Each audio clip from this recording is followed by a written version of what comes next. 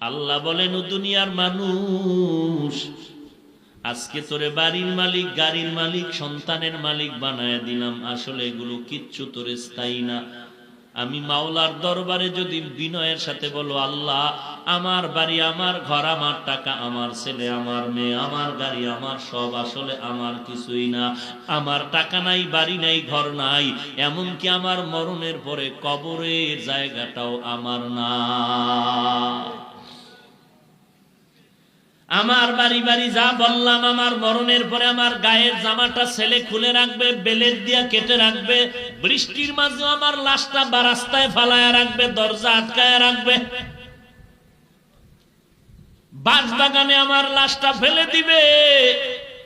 একদিন দুদিন কান্নার পরে আর খবর নিবে না, বরং মরণের পরে জানাজার আগেই মনের মধ্যে জায়গা বাড়িঘর ভাগ করার পরিকল্পনা শুরু হয়ে যাবে।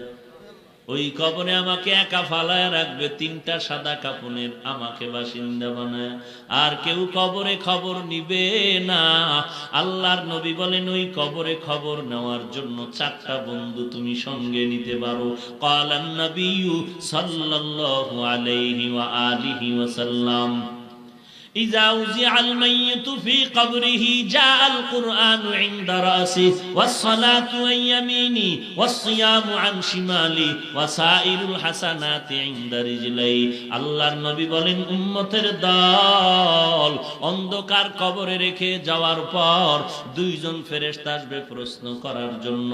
মাথার কিনারায় যখন আসবে, 4টা বন্ধু চারদিক দিয়া দাঁড়ায় যাবে আর বলবে, প্রশ্ন করার জন্য ফেরেশতারা আসবি না? আরামে ঘুমাইছে, বান্দাকে আরামে ঘুমাইতে দাও, দুনিয়াতে ঘুমাইতে পারে নাই। মাথার কিনারার থেকে বলবে, কে আমাদের নিষেধ করলা? জবাব দিয়ে বলবে আমি হলাম এই মাইয়েতের বন্ধু কোরআনুল কারীম। ফেরেশতারা ডান পার্শ্বে যাবে, আসবা না। কে নিষেধ করলা? বলবে আমি তার আপন বন্ধু নামাজ।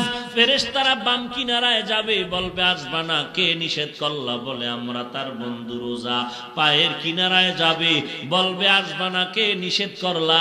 বলে বান্দার যাবতীয় নেক আমল, দস্তারখানের আমল, মেসওয়াকের আমল, টুপির আমল, দাড়ির আমল। কতক্ষণ তোমরা থাকবা? বলে আমাদের এই মাইয়াতকে জান্নাতে ঢুকায়া দাও পর্যন্ত থাকবো।